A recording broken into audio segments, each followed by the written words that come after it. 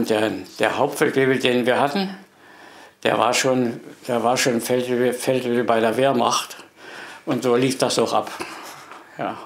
Musste das Bataillon nachts um 12 antreten. Und da wurde über Lautsprecher verkündet, dass die Mauer gebaut wird.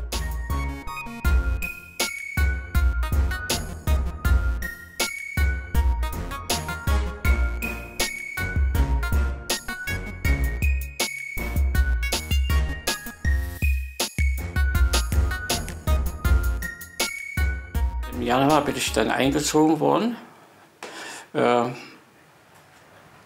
und kam nach Potsdam, zum Mottschützenregiment 2. Das war damals noch auf dem Ruinenberg stationiert in Potsdam, eine alte preußische Kaserne. Da war, ich glaube, ein Kavallerieregiment vorher drin. Und da war noch die Pferdestelle und so weiter. Und dort wurden wir untergebracht. In Schlafsälen mit Ofen drin. Wir mussten selber heizen. Und dann gab es noch keine Uniform den ersten 4, 5 Tagen. Da wurde schon in Zivil mit uns trainiert, Stillstehen, Kehrtwendung, das und jenes, was so zum Grundinventar des Militär gehört, in Zivil. Und dann haben wir Uniform bekommen und sind dann nach Oranienburg verlegt worden zur Grundausbildung.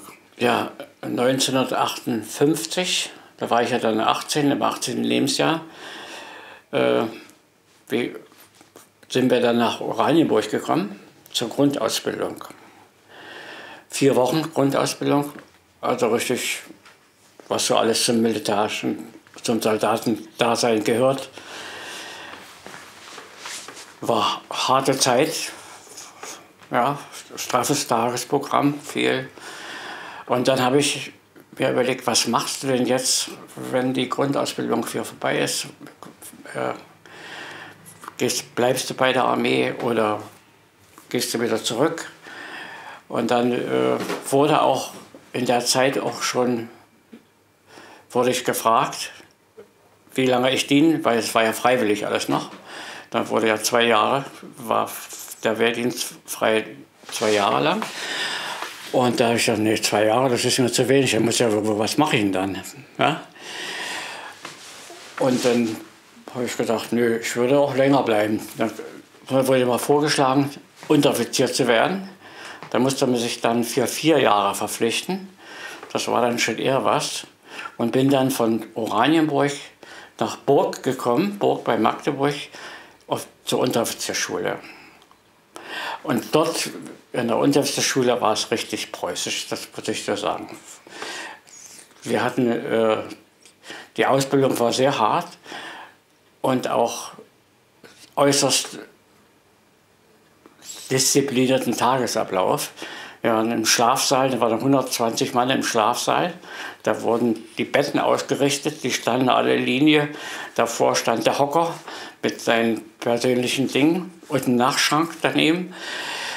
Und solche Episoden, das Bett wurde auf Kante gebaut.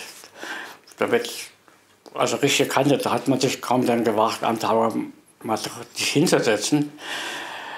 Und ja, wie gesagt, und die Ausbildung ging dann von früh um 7 bis nachmittags, abends 16 Uhr und dann war Waffenreinigen und was so alles dazugehört zum militärischen Ablauf.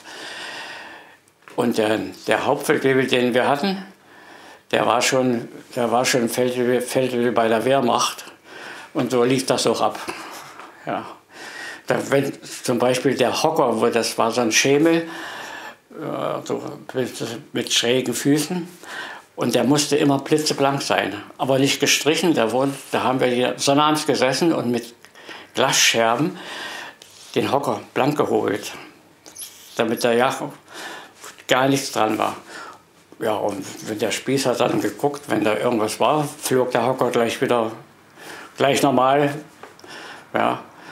Oder zum Beispiel, wenn wir von der Ausbildung zur Mittagspause eingerückt sind, dann konnte es war es oft passieren, dass dein Nachtschrank umgekippt war, und die Sachen lagen daneben, der Hocker lag, der wurde umgekippt, weil das nicht ordentlich gebaut war. Ja, da hast du kaum Zeit gehabt, dich für das Mittagessen vor, musstest ja alles wieder bringen. Ja, und dann zum Mittagessen wurde durch ein Stück Wald marschiert. Und dann konnte es passieren, wenn das singen und wenn das nicht geklappt hat, ab in den Wald, Laufschritt weg, Stellung und wieder zurück. Also richtig dran. Und dann am Eingang zur Küche, zum Speisesaal, wurden die Essbesteck kontrolliert, ob die sauber sind. Und die Hände, weil du schon wieder durch den Wald gerobbt bist, waren die Hände nicht ganz sauber. Zurück, ganze Kompanie zurück, nochmal waschen, nochmal und wieder. So, solche Methoden hatte der drauf, ja. Der hatte auch ein Buch, da stand dann, hat er auf jeden Zensuren gegeben. Zum Beispiel, das und das gut gemacht, kriegt er eins, wurde eingetragen. Das Buch stand da, hat er immer in der Uniformjacke hier zwischen dem zweiten und dritten Knopf getragen. Und irgendwas war, hat er dann Notizen. Wenn du dann ausgehen wolltest und das, nee, 4, das wird nicht, kein Ausgang. Ja. Und ich glaube, in Burg bin ich einmal ausgegangen oder zweimal im ganzen Jahr, weil das so eine Prozedur war. Da musstest du deine Waffe holen. Es wurde vorgezeigt. Und dann, wenn die nicht richtig sauber war, dann musst du mal putzen oder irgendwie andere Sachen. Also das immer. Oder die Hose war nicht richtig gebügelt. Bügeleisen gab es ja nicht. Wir haben auf die Hosen geschlafen. Die wurden ja ins Bett eingepackt, richtig. Laken drüber, nasses Tuch drüber und dann hast du nachts darauf gelegen, damit du eine richtig ordentliche Bügelfalte hattest. Ja, alles solche Methoden hatte der drauf. Ja, ich habe es überstanden, alles gut. War das für dich in der Offiziersschule so, dass du gesagt hast, das stehe ich nie durch? Oder war das für dich genau das, was du dir auch gewünscht hast? Also diesen Gedanken, das stehe ich nicht durch, hatte ich überhaupt nicht. Ich habe gedacht, Großvater hat mir gesagt, wenn du da, damit musst du durch. Und so habe ich das auch gemacht. Ich habe das ich sag's mal, überstanden, alles gut. Und dann, ich wollte ja Unteroffizier werden. Und da habe ich gedacht, na, wenn ich Unteroffizier bin, kann ich ja das so weitergeben, wie ich das hier beigebracht bekommen habe. Und so war das auch. Ich bin nach Stahnsdorf gekommen und hatte dann eine Gruppe, damals hatte ich eine Schützengruppe, waren 10 Leute, also 10 Soldaten, die ich da zu befehlen hatte. Und so ähnlich lief das dann auch ab. Bei der NVA generell war eigentlich eine strenge Ordnung. Das ging also los mit früh um 6 Uhr aufstehen, nach 5 Minuten fertig zum Frühsport runter, also in 5 Minuten musste man sich seinen Trainingsanzug angezogen haben und dann rückte die Kompanie raus zum Frühsport. Dann wurde Frühsport gemacht, 20 Minuten, richtig kräftig. Danach hoch, waschen, essen, umziehen, zum Essen marschieren, schon mit Gesang wieder. Ja. Aber als Unteroffizier nicht, da brauchte ich ja das nicht mehr. Da hat das dann immer der diensthabende Unteroffizier, der UVD, hat dann die Kompanie zum Essen geführt. Ja. Und ging es dann schon wesentlich besser. Also das war schon. Und ich habe das, was ich beigebracht bekommen habe, umgesetzt. Und ich erinnere mich, da gab es damals einen westdeutschen Film, der hieß 0815. Und dort wurde, während in der Zeit spielte der von 1936 bis zum im Kriegsbeginn. Und dort lief das in der Grundausbildung ähnlich ab. Ja, also das war fast identisch, würde ich sagen. Jetzt nochmal recherchiert. Der Deckname der Operation zur Grenzbefestigung, Operation Rose. Und vielleicht erzählst du mal den Weg dahin und wie ihr davon dann erfahren habt. Wir hatten eine Bataillonsübung, erinnere ich mich. Ich war in der Zwischenzeit zum Feldwebel schon befördert, nach 2 Jahren zum Feldwebel befördert. Ich hatte ja mich für 6 Jahre verpflichtet. Und da hatten wir Bataillonsübung und wurden nicht in die Kaserne zurückverlegt, sondern direkt zum Truppenübungsplatz Lenin und wurden dort praktisch in Zelte, das war ja dann in Zelte untergebracht und vorbereitet. Und da musste das Bataillon nachts um 12 antreten und da wurde über Lautsprecher verkündet, dass die Mauer gebaut wird, also das Berlin. Ja. Und wir sind dann von dort aus praktisch mit Munitionempfang, alles was dazugehört, von dort aus nach Stahnsdorf gefahren wieder. Und nicht aber in die Kaserne, sondern Richtung Grenze entfaltet hier, das in Stahnsdorf Richtung Düppeln, West-Berlin, im Wald und an der Grenze, Schützenkette, Halt, eingraben.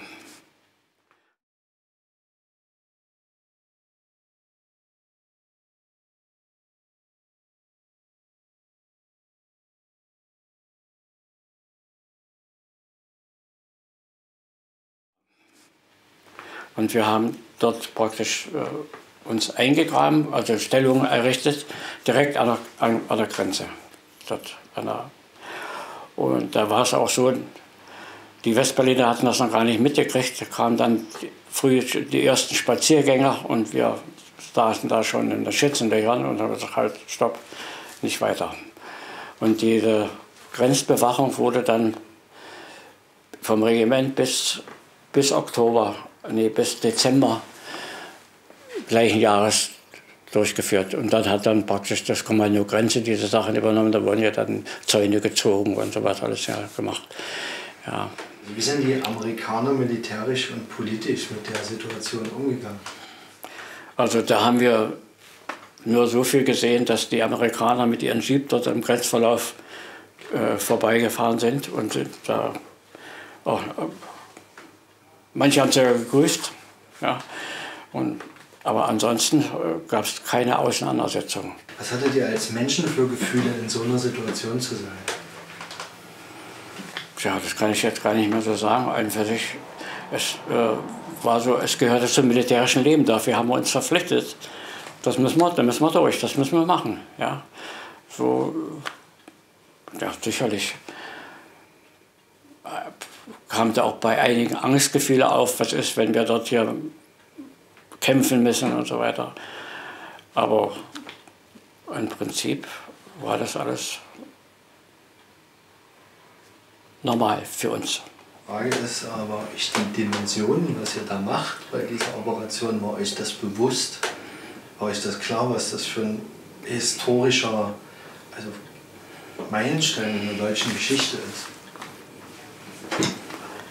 Ja, das war uns schon bewusst, dass wir dort Geschichte mitschreiben.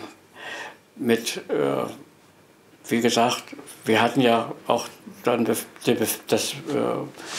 Befürchten, wir marschieren nach West-Berlin ein und da wäre es ja zur Auseinandersetzung gekommen. Da gab es schon solche Ängste bei einigen auch, aber wie gesagt, es ist ja eigentlich alles gut gelaufen.